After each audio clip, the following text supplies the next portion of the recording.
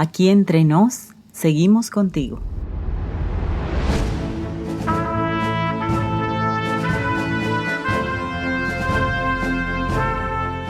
¿Qué tal, amigos? Bienvenidos a Aquí Entre Nos, un programa pensado en los maestros de escuela sabática. Llegamos a un punto sobresaliente en la lección del trimestre, ya que vincula la educación con el estandarte que distingue nuestra iglesia, la vigencia del cuarto mandamiento de la ley de Dios. Aquí se observa al sábado como una fuente maravillosa de enseñanza en lo que se refiere a la adquisición de la idoneidad para la eternidad, la reproducción del carácter de Cristo. Quisiera revisar conmigo una manera de presentar la lección en la que, además de información, ayudes en la edificación espiritual. Pues entonces, comencemos. Las herramientas básicas para cada segmento de tu repaso están en El sábado enseñaré, el título que identifica el material auxiliar para el maestro. Como podrás ver, El sábado enseñaré lo encontrarás a partir de la página 141 y hasta la 144. Dale un vistazo a la reseña, el comentario y la aplicación a la vida para adquirir la visión del autor del material auxiliar para el maestro. Primer segmento, motiva, 1 minuto. Acelera el corazón de tus alumnos motivándolos con una razón válida de por qué esta lección es importante para sus vidas.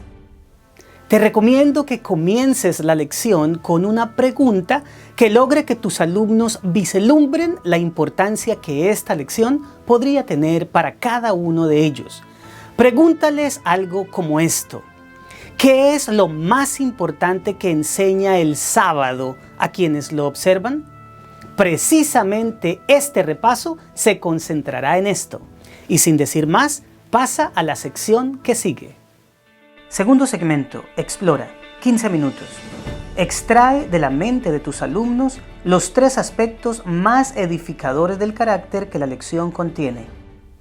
Para esta parte, elige los 3 puntos que consideres esenciales para la edificación del carácter de la mayoría de tus alumnos. Yo escogí los siguientes para que te sirvan a manera de modelo. Número 1. El sábado y los orígenes. En este aspecto vamos a ver lo que nos enseña el sábado sobre cómo experimentar y vivir el carácter de Dios, tomando como base 2 eventos cruciales en la fe: los orígenes de la humanidad y los orígenes del pueblo de Israel. Como verás, la lección nos muestra que los capítulos 1 y 2 de Génesis nos ofrecen 2 relatos sobre la creación. El primero nos habla del establecimiento del hábitat terrestre, mientras que el segundo se concentra en el origen de los pobladores humanos de este ecosistema. Lee con tu clase Génesis capítulo 2, versículos 1 al 3, y luego pregúntales: ¿qué función cumplen estos versículos en las 2 narraciones de una misma creación? Permíteles hablar, ya que seguramente sus respuestas serán muy interesantes. Luego, si lo ves necesario, agrega que este párrafo bíblico es el enlace en 2 versiones complementarias de la creación. Esto es algo muy importante, ya que nos permite ver que hay una diferencia entre el mundo natural y el hombre, ya que, aunque hacen parte de una misma obra creadora, la raza humana tiene una capacidad excepcional de relación, y es precisamente el sábado el que la lleva a su máximo nivel, la que tiene con su Creador. Aunque el sábado fue reposado, bendito y apartado por Dios, se nos llama a hacer lo mismo para dedicar ese periodo a una convivencia especial con Él. Trata de imaginar con tu clase lo que fue el primer sábado en esta tierra para nuestros primeros padres en materia de aprendizaje. Si lo pensamos bien, el primer día completo que vivieron Adán y Eva fue aquel bello sábado. Sus sentidos recién creados estaban supremamente activos y despiertos para contemplar lo que Dios había hecho. Seguramente tenían todo tipo de preguntas en su cabeza y solo una persona podría respondérselas satisfactoriamente: su Hacedor. Ese día maravilloso debió ser extraordinario y seguramente les quedó corto para todo lo que deseaban saber. Pero a medida que las preguntas y respuestas iban y venían, se fortalecía la relación entre el Creador y sus criaturas inteligentes. Desde ese entonces, el sábado se convirtió en un día de relación, aprendizaje y como consecuencia, de adoración. Mira cómo el cuarto mandamiento contiene esto en la frase de Éxodo 20:10.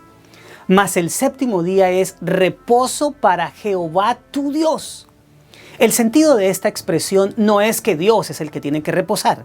El mandato es para que nosotros lo hagamos.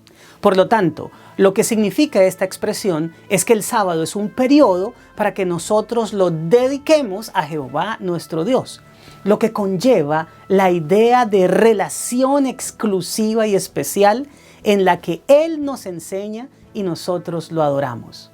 Bello pensamiento, ¿verdad? Pero ya que mencioné este texto del Decálogo y nos transportamos de una creación a otra, la de la nación judía, notemos cómo la experiencia del maná nos presenta el sábado como un momento para el aprendizaje de otra noción. Pídele a un miembro de tu clase a que, basado en Éxodo 16, 24 al 26, narre en qué consistía el milagro de la caída de ese pan del cielo. Estoy seguro de que va a hacer un buen trabajo diciendo que Dios hacía llover cada mañana maná al pueblo y que no debían guardarlo hasta el otro día porque se agusanaba. Sin embargo, cada viernes debían recoger una porción doble, ya que el sábado no caería. No obstante, lo que guardaban para comer en el día de reposo permanecía en perfecto estado para el consumo.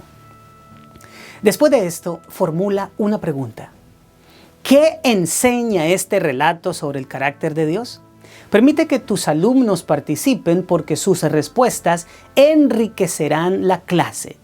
Y si acaso lo ves necesario, añade que el maná y el sábado ilustraron que, aparte de ser nuestro creador, Dios también es nuestro sustentador. Pero vayamos ahora al punto siguiente, el sábado y Jesús. El ministerio del Señor fue muy clarificador en cuanto a la observancia del sábado y el carácter de Dios. Él nos enseñó a guardarlo correctamente, saliendo del extremo legalista al que los judíos lo habían llevado, desvirtuando así el carácter del Padre. 1 de cada 8 capítulos de los Evangelios habla del día de reposo, y esta es una proporción bastante considerable. La pregunta subyacente es, ¿por qué los escritores evangélicos le dieron tanta importancia a este tema? La respuesta tiene que ver con la salvación. Con esto no quiero dar a entender que la redención humana depende de guardar ese día, sino que la relación especial que tenemos con el Señor en el sábado nos permite disfrutar anticipadamente de la gloria futura. Pero veamos las dos enseñanzas del Salvador respecto a este tema que considero las más relevantes. Ambas están registradas en el relato que narra la recolección de espigas por parte de los discípulos durante un sábado. Invita a tu clase a repasar Marcos capítulo 2, versículos 23 al 28. Permíteme leer la cita. Aconteció que al pasar él por los sembrados un día de reposo, sus discípulos andando comenzaron a arrancar espigas. Entonces los fariseos le dijeron, mira, ¿por qué hacen en el día de reposo lo que no es lícito? Pero él les dijo, ¿nunca leísteis lo que hizo David cuando tuvo necesidad y sintió hambre? Él y los que con él estaban. ¿Cómo entró en la casa de Dios siendo Abiatar el sumo sacerdote y comió los panes de la proposición, de los cuales no es lícito comer sino a los sacerdotes, y aún dio a los que con él estaban? También les dijo, el día de reposo fue hecho por causa del hombre y no el hombre por causa del día de reposo. Por tanto, el Hijo del Hombre es Señor aún del día de reposo. Las dos lecciones claves son las que están al final del relato. La primera es que el sábado fue hecho para el hombre, no lo contrario. Y la segunda, que Jesús es el Señor del día de reposo, no nosotros. De estas afirmaciones debemos entender que no le corresponde a ningún ser humano, por más bien intencionado que esté, añadir ninguna regla a la observancia del sábado. Esto es autoridad exclusiva de Cristo. Además, Dios no creó ese día para que nos la pasemos en él pensando en todas las normas que nosotros mismos inventamos, sino disfrutando de la compañía del que es el dueño de ese día, de nosotros mismos y de todo lo que existe. Para los fariseos no era lícito recoger unas cuantas espigas y comerlas en las horas del sábado. Sin embargo, en ninguna parte de la Biblia se indica que Dios hubiera hecho una declaración tal. Pero es importante hacer una clarificación idiomática aquí, ya que para nosotros la expresión lícito es sinónimo de legal y esto se relaciona con una ley. Cuando leemos que algo no es lícito, lo consideramos una violación a los mandamientos. Pero eso no era lo que entendían los lectores originales de ese relato, ya que la palabra que se usó fue el término griego exesti, que significa permisible. Pues bien, permisible tiene que ver con algo que se puede permitir, con algo que puede ser permitido, no con algo considerado legal. Por eso el Señor les pone un ejemplo de lo permisible, sin entenderse esto como una indulgencia a la observancia de los mandamientos. La comparación tiene que ver con los panes de la proposición. Dios autorizó, permitió a los sacerdotes comer de ellos. En el caso de Abiatar, sabía que era permitido sustentar una vida en peligro con ese alimento especial y que no estaría violando la ley divina en tal caso. Por eso lo compartió con David y sus compañeros. De la misma manera, espigar unos cuantos granos y comerlos en sábado era un asunto permisible que no estaba prohibido por la ley. Lo que pasaba era que los fariseos querían legislar con sus tradiciones el cuarto mandamiento del Decálogo, algo que correspondía solamente al Señor del sábado. Así que este relato no tiene nada que ver con lo que Dios ordena con respecto a la observancia del sábado, sino con lo que los fariseos consideraban permisible de acuerdo con sus propias normas. Por eso la respuesta del Salvador en Mateo 12:12 es que es lícito hacer el bien en los días de reposo. Contestación que el evangelista coloca justo después de este relato en la historia del hombre de la mano seca. Si convertimos la observancia del sábado en una lista de lo que no debemos hacer, entonces pondremos nuestra legislación por encima de los principios divinos y terminamos olvidando lo que en realidad el sábado es: un tiempo para estar con Jesús y parecernos a Él. En conclusión, ¿qué está permitido o no hacer en sábado? Lo que destruya nuestra relación con Él debe ser desechado, mientras que lo que contribuya con ella es bienvenido. Mientras Jesús quería que nos pareciéramos a Dios haciendo el bien a la humanidad, los fariseos mostraban un carácter mezquino queriendo ser conciencia para los demás. Pero abordemos el último aspecto de este segmento: el sábado y el fin. El sábado tiene más que enseñarnos con respecto al carácter de Dios, principalmente a los que vivimos en los últimos días. Nosotros que esperamos el advenimiento del Señor y el paso a la eternidad, debemos aprender a deleitarnos en el Señor, ya que esto será lo que viviremos en breve y sin ningún tipo de interrupciones. Pide a tu clase que lea Isaías capítulo 58, versículos 13 y 14 y pregúntales: ¿cómo se deleita una persona en Jehová?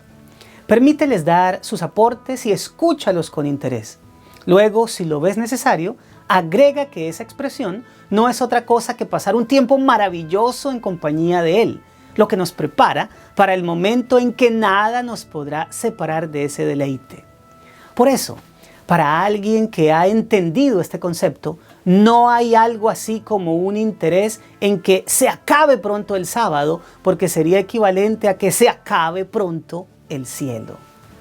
Finalmente, como remanente, creemos que para el tiempo del fin debemos tener el sello de Dios en la frente y no la marca de la bestia, entendiendo esta como la obligatoriedad de guardar el domingo.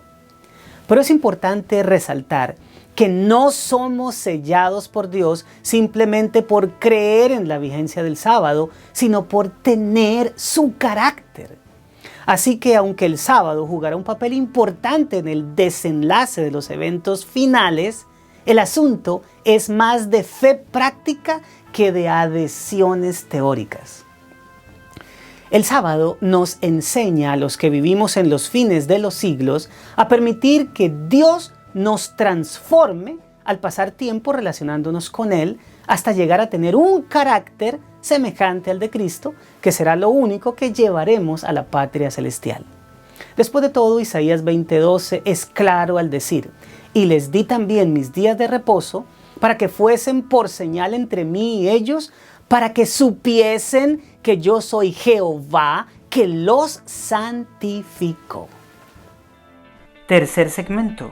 Aplica 12 minutos. Plantea simulaciones de la vida real con escenarios que necesiten soluciones basadas en lo estudiado, estimulando así la participación. Ahora vayamos a la parte de aplicación. Plantea la clase escenarios que requieran soluciones conforme a lo que se ha repasado en clase. Toma la siguiente propuesta como ejemplo. En primer lugar, hagan una lista de 7 cosas que pueden hacer que el sábado se convierta en una delicia. En segunda instancia, conversa con la clase sobre la pregunta que está al final de la lección del lunes y que dice: imagina que estás hablando con un adolescente que considera el sábado como algo aburrido y que solo lo guarda porque la Biblia y sus padres lo dicen. ¿Qué sugerencias le darías para ayudarlo a redescubrir el sábado como una experiencia positiva de aprendizaje y de relación? Finalmente, aunque nuestra predicación escatológica se orienta a instar al mundo a guardar el verdadero día de reposo, ¿qué cosas nos atañen a nosotros sobre una verdadera observancia del sábado? Cuarto segmento. Crea 2 minutos. Lleva la lección más allá de la clase. Desafía a tus alumnos a realizar una tarea durante la semana. Ahora deja a tu clase una asignación. Motiva a los padres a que hagan del siguiente sábado un día de relacionamiento especial entre sus hijos y el Señor. Y para despedir a tu clase, concluye la lección de una manera sencilla y elegante. El sábado nos enseña a experimentar el carácter de Dios como Creador, Sustentador, Salvador, Padre y Amigo. Bueno, mis amados, esto fue Aquí Entre Nos, un programa pensado en los maestros de escuela sabática. Recuerda que el Señor te ha llamado a servirle. Por eso nuestra respuesta es: yo iré compartiendo esperanza, porque Cristo viene pronto. Nos vemos la próxima semana.